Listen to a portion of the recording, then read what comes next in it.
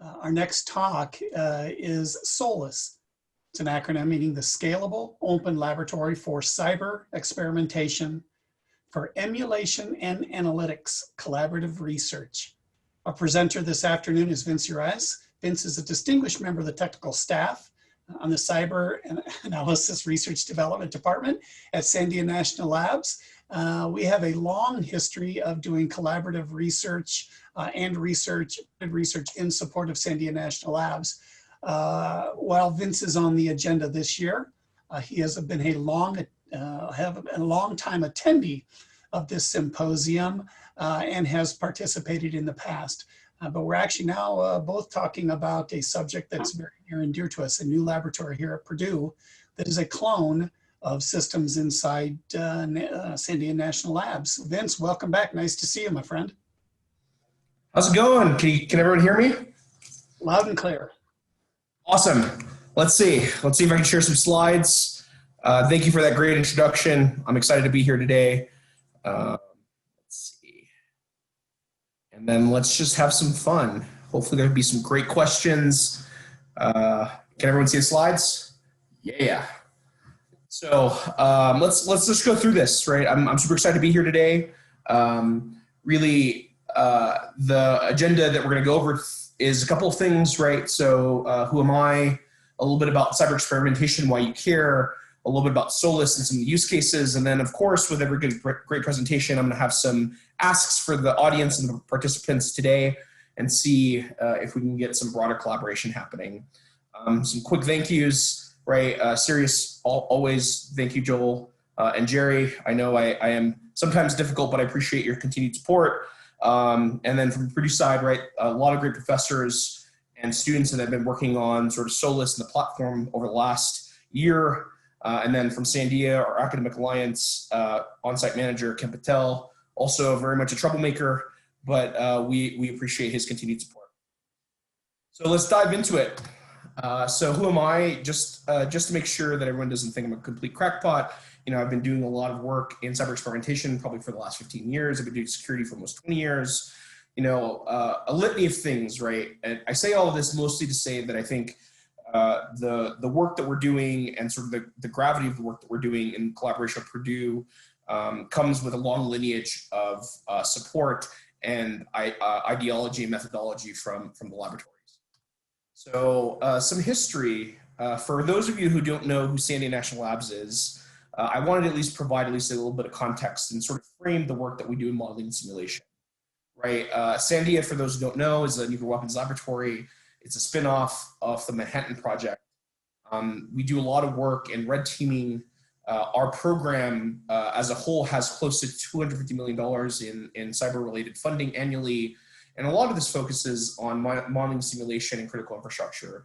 And that's sort of where the pedigree of the work that we do in emulation comes from, is this notion that, right, we no longer, after a comprehensive test and treaty, we can no longer blow up nuclear weapons, right? So we have a long history of doing modeling, simulation, numerical methods, and analyses on large-scale models in the nuclear weapons world.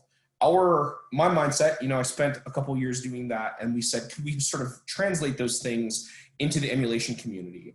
And that's really where a lot of this work comes from, is that sort of pedigree and mindset, right? How reliable is systems? How can we start understanding and analyzing the system for consequences, and then provide an infrastructure to do that? So that's really where a lot of us come from. So why do we want to emulate, right? I think I talk a lot about emulation and sort of this notion of test bedding, but there's a lot of sort of principles off of that are sort of difficult in the cyber arena. For us, right, I think as we see the world today, our adversaries and the folks doing malfeasance use the internet for a lot of the work that they're doing. And, you know, the scale of things like Mirai, the botnet, scaled up the size of the internet, right? And if you were to think about that, really the infrastructure necessary to do that is equivalent to a very large supercomputer. On top of that, you know, we don't have base principles. Much like what we talk about in the physical world, physics has Maxwell's equations and has sort of this bounded physical science. And in cyber, we don't have that. So as from a research perspective, right, we need to be able to ask questions and sort of analyze things in a well understood, well-bounded way, so we can understand at least the operational envelope of how things are happening.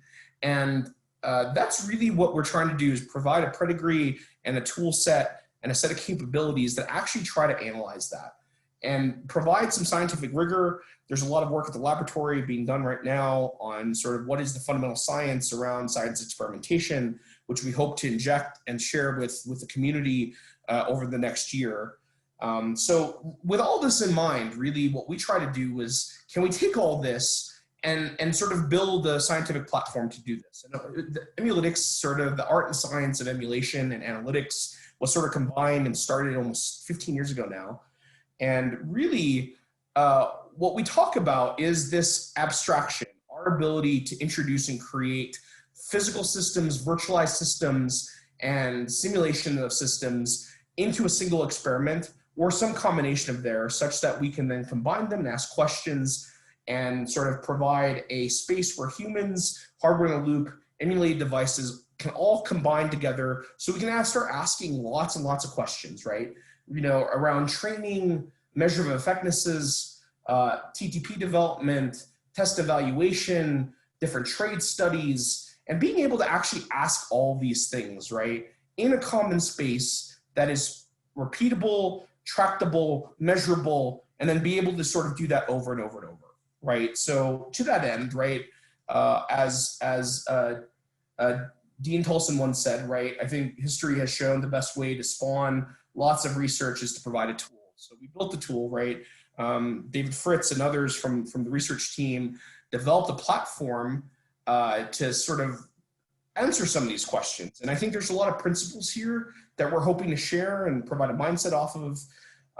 But really, you know, MiniMega is the name of the tool, and it was open sourced. And really, I think one of the pain points that we've been trying to answer is, you know, the ability for people that may not necessarily be virtualization experts and networking experts or IT experts to create and represent a topology very quickly and concisely without having to worry about the minutia, right? How do I stand up a network of, you know, 15 or 20 hosts in a space and allow them to essentially sort of work through a system to emulate a network of interest, and then see how algorithms and tools respond in interesting and meaningful ways.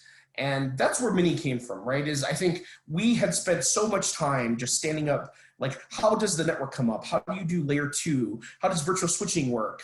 You know, how do we actually stand up and manage virtual machines, right? And that's where Mini came from, was to help answer this, and then say, how do we do this quickly and repeatedly, right? And that's where Mini came from, right? And the whole mindset is that this tool is the basis of sort of a larger breadth of tools that we can talk about in a couple of minutes. But really, right, I think this is our at least approach of sharing our lessons learned with the community. And I'll come back to sort of how Mini was used within the Solus environment.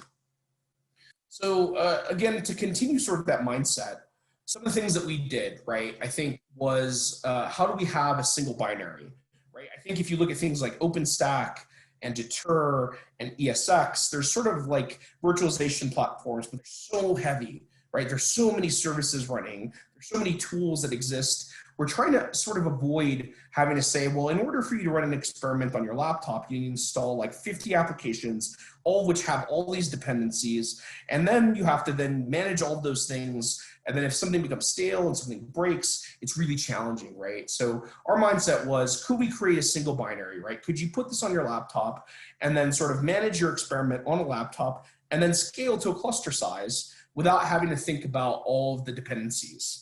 And then also be able to use the same framework to say, hey, I want a single host, I want a single representation, and then to scale, I want to run this, you know, massively serial, right? Run, you know, 1,000 permutations of this network on a very large cluster, much like we do in the parallel world. Or do I want to scale this up to say I want one experiment with 10,000 endpoints or 100,000 endpoints that all have different sort of attributes, and be able to use that sort of seamlessly, right? On the right-hand side, right, we're all some form of old Unix admins, right? We come from the Unix world or Linux world, so it's very much like you would see as a bash script, right? That was the representation we chose to use, just because for a variety of reasons, right? I think simplicity, ease of use, the ability to actually have and script sort of creations of these networks, but also underlying all of that is the ability for us to then express a cyber experiment and a cyber test in a repeatable, consistent way, right? So now me and someone else in the community can create an expression of this and can create a topology and a network and experiment, and all we have to now share is this sort of bash file along with the virtual machines that we're sort of used to build it, and now we have some way of communicating and sharing thoughts and principles. But this common representation also allows us to have repeatable tests, right? So now if I want to run a test from last year, all I have is sort of that binary to say I want to rerun that test with new attributes, new parameters, new lessons learned, etc. Underlying all of this was a sort of a set of core capabilities. And these core capabilities and principles came from the ability for us to have a scripted and automated environment. You know, we have a programmable API. That API is bash-like. You know, it's very fast in density. We do a lot of tweaks in the kernel for you to say, you know, I want to run on a cluster, I want to run, you know, 300 to 400 Windows hosts without sort of saturating the hosts. We do a lot of work in the memory management space and density space. We also then combine a lot of work around combining things like containers and virtual instances on the back end all seamlessly and automatically. We've extended the platform to do things like cyber physical testing and SCADA work that I'll talk about in a minute. We also have a command and control layer to allow you to collect information from the endpoints. You know, we are all test engineers in some way, so we like to, fundamentally, I'm a data hoarder. I love to collect immense amounts of data that I don't know what to do with, but really, you know, this command and control layer, what we call MiniC, the Mini Command and Control Center allows us to collect information from the endpoints, either through a network interface, or we do a lot of work with serial tapping to do this in a non-networked way, so we don't introduce artifacts or bandwidth consumption, et cetera, from the back end. There's some work around recorded replay that we do. And also there's a whole branch up on GitHub on some mobility work that was done, so you can represent things like Android endpoints and sort of do things like stand up physical infrastructure and an IMS infrastructure to sort of make calls and virtual calls, et cetera. And then we do a lot of data aggregation, right? So can I tap, right? Like some of the challenges and pain points for us was very much on how do I actually collect network artifacts, right? So let's just create an API to say I want to collect network infrastructure from everything, and then allow us to do an authentic layer 2, layer 3 network. So I like to talk a little bit about this, right? I think as an experimenter and sort of this philosophy, there's a tool set on GitHub called Discovery. One of the challenges with map to model techniques, e.g. the ability for us to represent a network of interest, right? And this may be a segment of Purdue or Purdue's network. In our use case, it's very open. We went to the supercomputing conference a few years ago and said, could we create a network that looks and feels like supercomputing?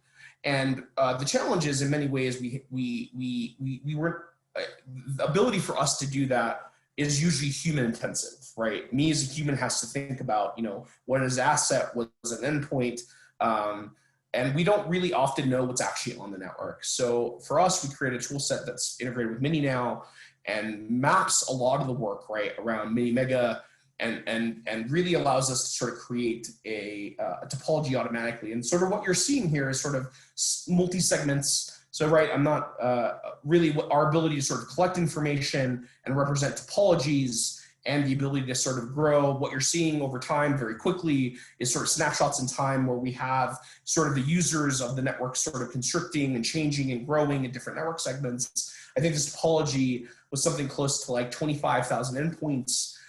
You know, we had something like 5,000 layer 2 networks, endpoints like phones and assets, and all these things were coming and going, and sort of we took all that data, it's all automatically synthesized, and it emits this model that we stood up in about 2.5 to 3 minutes, right? Great work from David Fritz and John Krussell. Super amazing, right? The capability for us to start aggregating real world data and representing a topology, and also very much open sourced. So some of you in the audience, I sort of, this is a common question every time I sort of give a similar talk to this, right? Why are we using things like Openstack and ESX? And just to give you a mindset, right? I think things like Openstack are awesome, right? But they were built for a different reason. They were built for utility clouds, not for data analysis or large scale test bedding. And what I mean by that is it is meant for reliability, right? Its job in life is much like this in ESX, right? You want to boot a topology or boot a set of resources and make sure that boot was consistent and that you have like things like role-based access control, and it was consistently booted, and it was done very efficiently and consistently, and that VM may exist for some period of time. Along the way, right, I think there's a lot of, it's very slow, right, and from our perspective, right, the ability for us to boot, 100 or 500 or 5,000 virtual machines, becomes very inefficient. And as a consequence, things like the remote procedure calls that are used for things like the quantum backend and for the sort of virtual machine manager space within OpenStack and the tie into Ceph, it is very inefficient for communications, right? And it creates a lot of overhead. And just for sort of some mindset, right? We ran this study a little bit ago, a couple of years now, but really for us was, what you're seeing is, right, is some plots. But the plots really indicate that, as we start expanding the number of virtual machines that we have per compute node, there's a decrease in efficiency, the amount of time, and its responsiveness increase exponentially, right? And this is sort of common, right? If you think about it, we're oversubscribing an endpoint, we're oversubscribing a set of tools, and as a consequence, these systems don't respond super well. So that's part of the reason we sort of said, hey, why don't we create a custom stack, custom orchestration layer that allows us to sort of do the things that we want to do very efficiently and scalably. Ooh, I'm going to pass out. For those of you who haven't seen me present in person, I usually have a Red Bull or Bang in my hand. I still have that today, so just to continue with tradition. It's a little hard to do this. The lack of laughter is painful, but that's okay.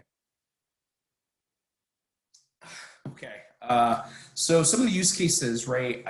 I say this just because I think we have walked through a lot of tooling, and a lot, over the last 15 years, we sort of combined lots of different capabilities, right?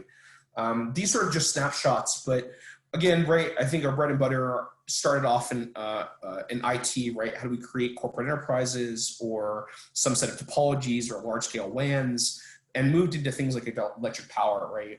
Some work from Derek Hart and Jordan Henry and Keith Glatter all focused on, how can we actually emulate electric power things, right? So in ICS SCADA, we represent things like RTUs and FEPs in an abstract way, but allows us to ask questions about consequence and then visualize that work.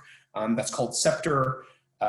Very super cool work that I think will be open source in the next 6 months and hopefully transitioned and then stood up on the CERIAS platform. Additionally, where we did a lot of work around IoT, and then how do we actually stand up IoT assets like,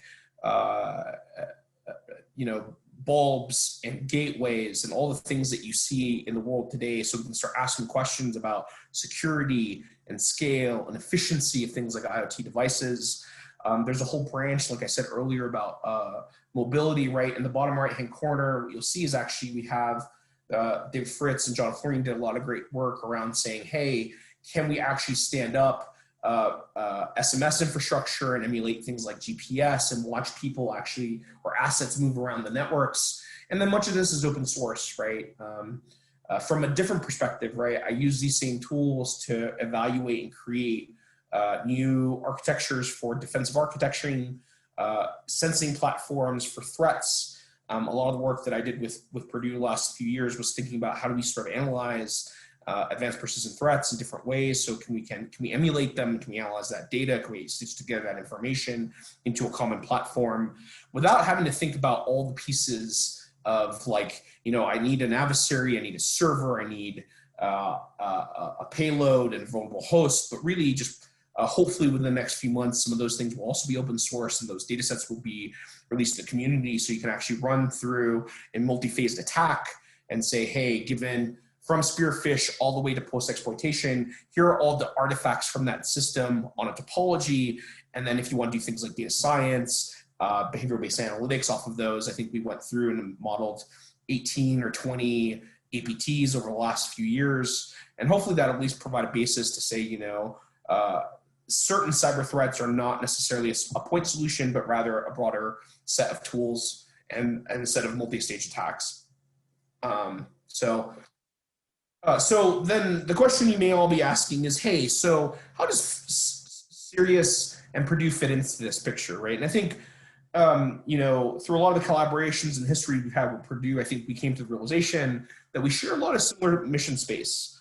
I think we're all trying to develop novel approaches to cybersecurity, and underlying all this is, I think we're trying to do and protect critical infrastructure, may it be in different ways, and we're all trying to sort of solve national security applications, right? So the question was, could we combine our efforts and share technology into a space and share lessons learned? And maybe can we start looking at interagency research opportunities that can be created out of this collaboration? And that's really where Solus came from, right? Is, we had this rich history of like experimentation and science of cyber.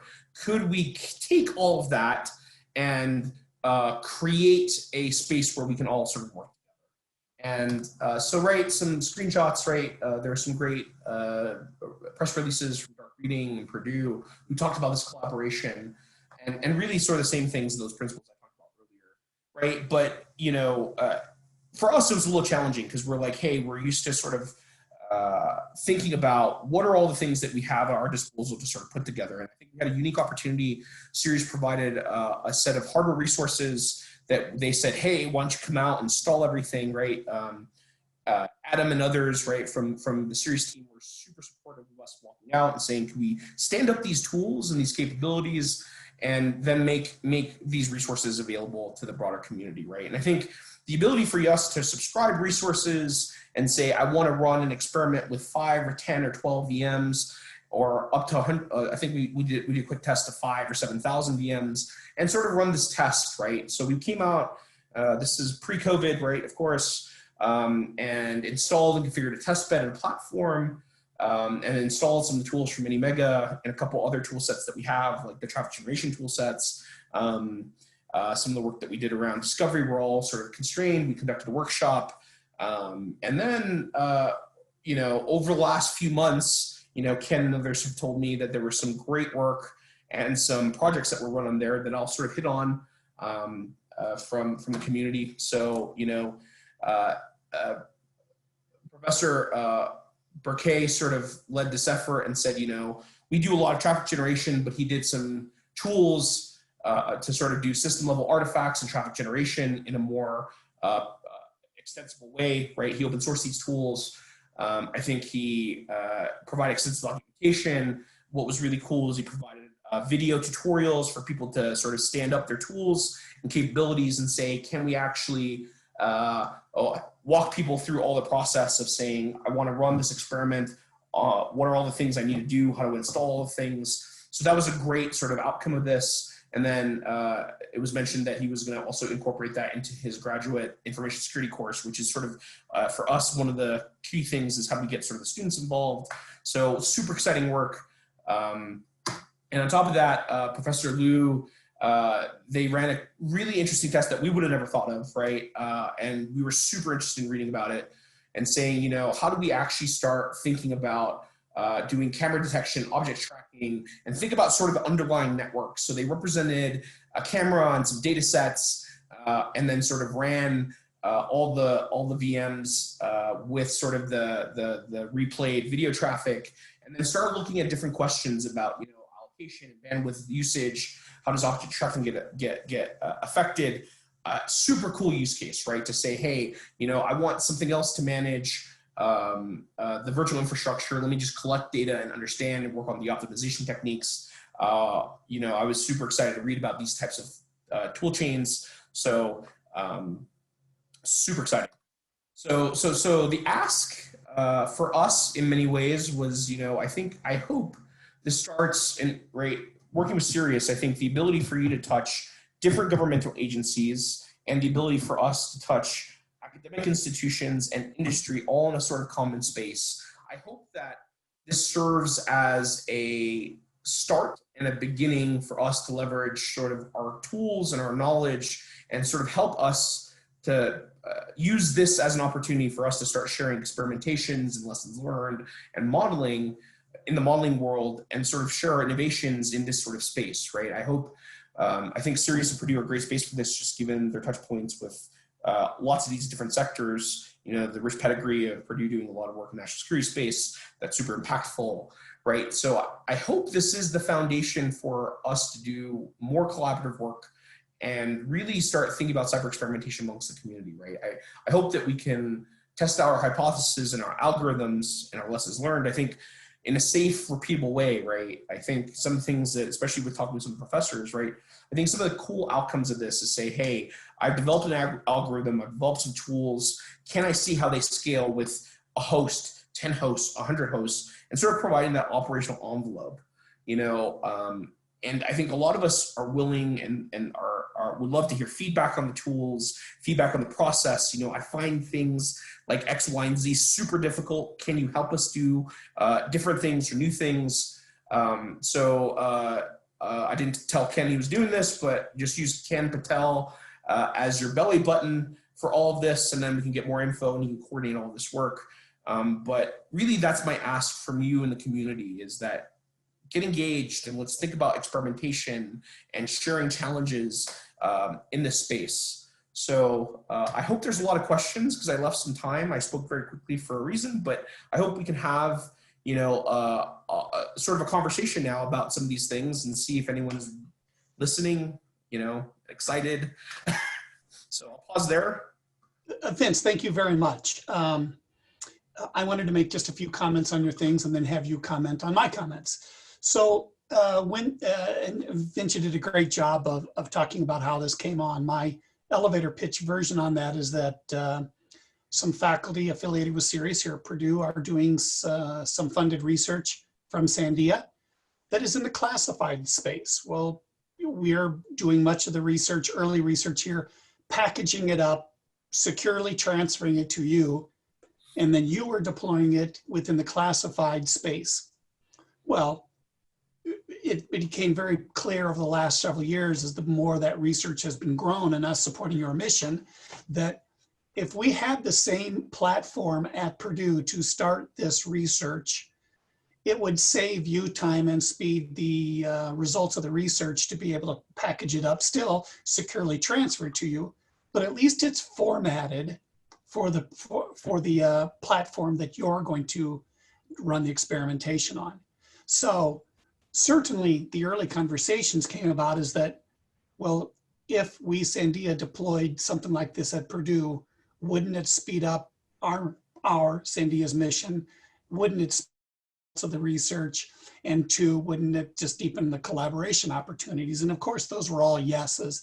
And so when the opportunity came to talk to CERIAS about it, yeah, we was like, heck yeah, if it makes us a better resource for you, and quite honestly, if we've got this laboratory at Purdue that's a clone of what you're using in the classified space in Albuquerque, and it gave us a leg up on providing, getting additional funding for some of our faculty, of course, that's just smart business on our part. But what was extremely rewarding for myself, for CERIAS, for all of our affiliated faculty, is that Sandia's approach to this is that, well, yeah, let's collaborate. Let's have you do research that supports our mission, but it would be silly to have this unbelievable, I won't quote how many millions of dollars that this thing is valued at, that was obviously built on taxpayer money. That would be silly just to have this thing sit idle at Purdue in the off hours that we weren't doing something specifically for Sandia. And so the directive back from Sandia was, if this platform can be used to advance national security research that is not just funded by Sandia or aligned with Sandia's mission, it is good use of taxpayer money. That makes total sense to us. Now, the part that was even more surprising is that when Sandia, you and your peers had said, well, why don't you use it for some commercial security oriented research as well? That research may contribute to national security, but if businesses, organizations, universities are more secure, that That's a good thing as well. So besides, if you do some really, really cool research that's not national security related, you might identify something, or we, Sandia, might be able to identify something that helps advance our mission, even though that wasn't the front goal.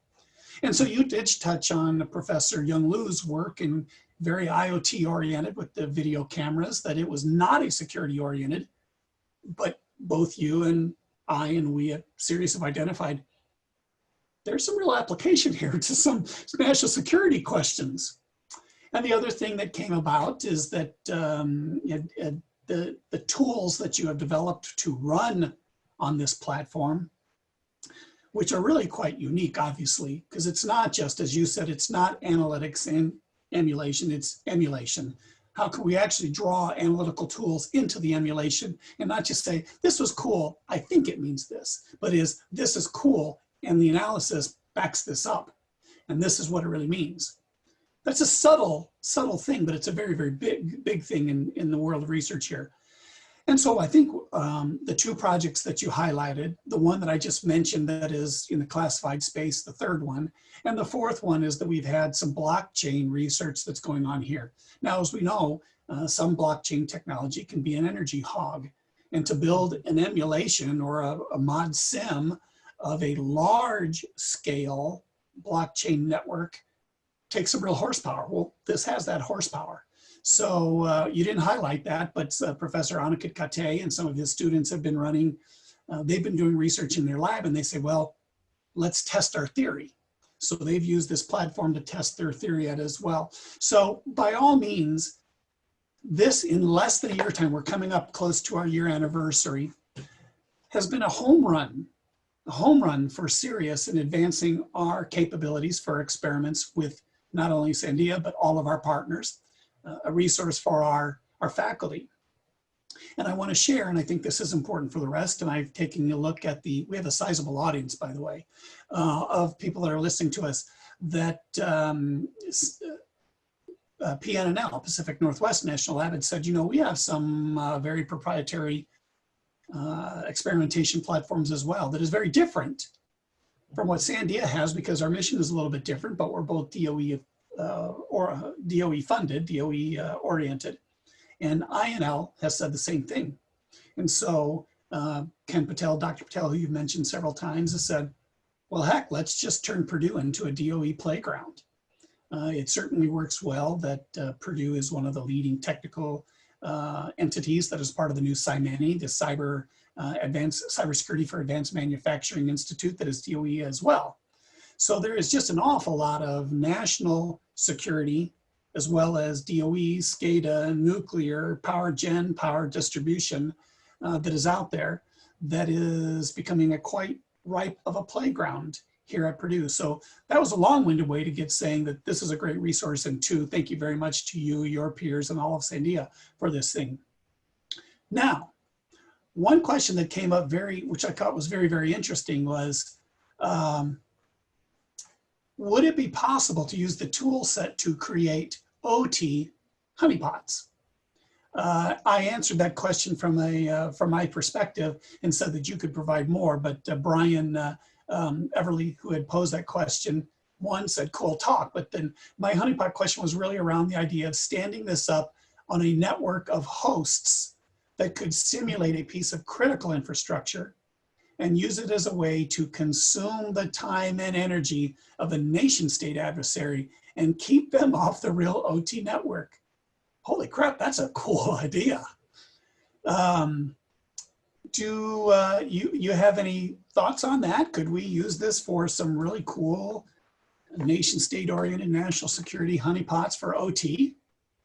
I'm not sure I want that necessarily located right here in my lab, but maybe doing an additional clone across campus or locating it out of Albuquerque or what have you. I'll volunteer Joel's house as an opportunity to host a OT honeypot. But no, actually, there have been a lot of discussions around that, especially the ability for us to create, you know, the sector work amongst others. I think would be a great opportunity to do that, right? Our ability to stand up a network that has both IT and OT assets in the same space, that looks and feels like an energy production or refinery would be awesome, right? I think we did some early exploration on this.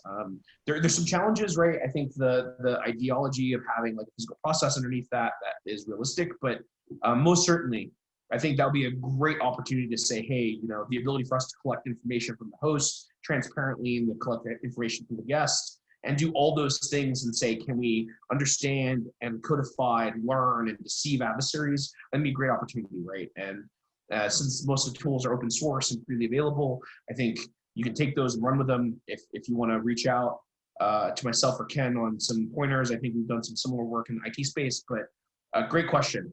Love it. And I'm going to slightly repeat myself here on a comment a bit earlier, but while this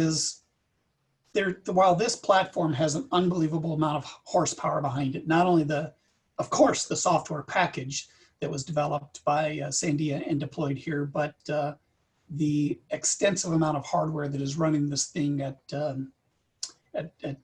scale and at the speeds that we have here. Is a great platform for us to continue to do this research. But I want to repeat what I said earlier, is that Sandia has allowed us to be able to do research with organizations that have nothing to do specifically with their mission. So again, I just mentioned that we have a very large audience for this session. So any of these organizations, and it doesn't have to be a DOE lab, any commercial organization, any DARPA-oriented, IC-oriented, whatever it might be.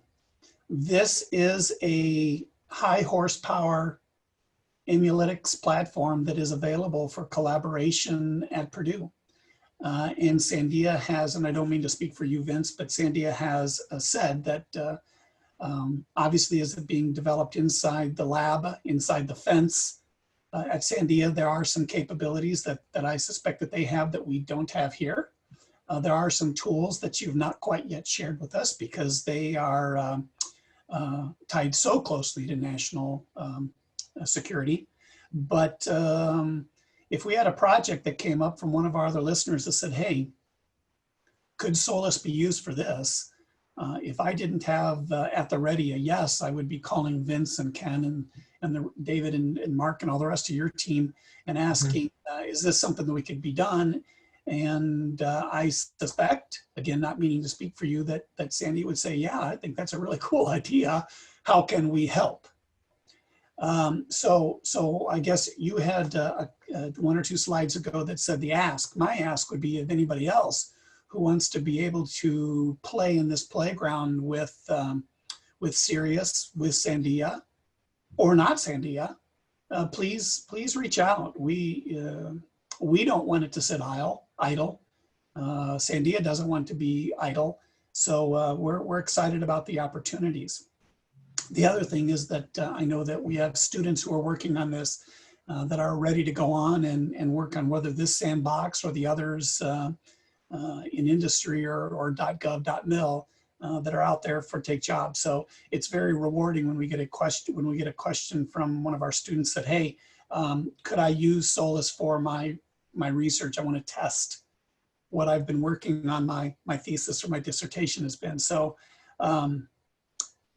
I guess I will circle back around to as I started is thank you very much, Vince, and your team and all of Sandia for placing this unbelievable resource here at Purdue. And we're pleased to be part of your strategic alliance as well as you being a member of ours. But beyond Solus, the Sense laboratory that you have opened up here and actually have, I think, 16 Purdue students who are working directly for you. Not funded research at Purdue that Purdue students are working on, but these are part-time employees now. These students are part-time employees of Sandia, and their lab is literally about 25 paces from my office right now. So those students working on projects here where all of the IP is owned by Sandia. And I can tell you those students are some of the sharpest from the things that they're learning working for you and your team. So thank you amongst that. Thanks, Joel. I think always love working with Purdue and CERIAS. I think you guys have been great. I think, you know, we work with a lot of different institutions, but I can say that the relationship that we've had with you probably is one of the most rewarding caliber of faculty, students, and focus on national security. So thanks for the opportunity, and I hope we can continue doing this into the next 10 years. So